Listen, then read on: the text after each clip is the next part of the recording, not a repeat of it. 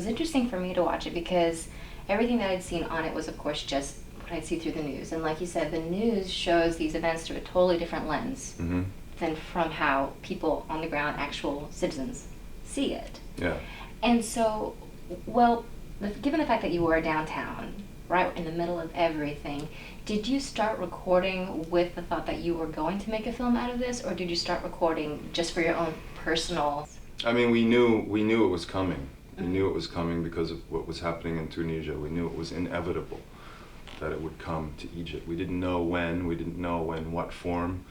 And actually, we knew it was going to come, but we didn't have a lot of hope that it would actually break through and succeed. We thought that there would be some protests, but that, of course, we didn't know what the outcome would be. I mean, I had worked on a couple of films, specifically in 2008, a film called Egypt, We Are Watching You, Shaifinkom.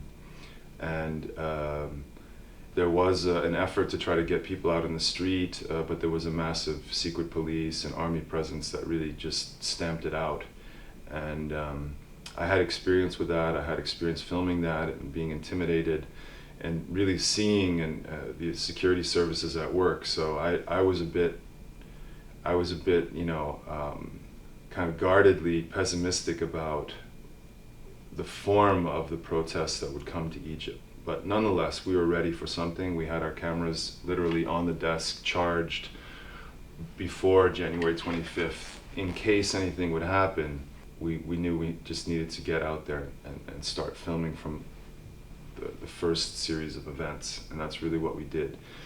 We knew we wanted to make a film, but we didn't know what form it would come in, you know. So it just organically happened. I mean, and this is really, for me, this is the way to do a documentary. A documentary is about documenting events that are happening, not reconstructing things, not interviewing people about things that happened in the past.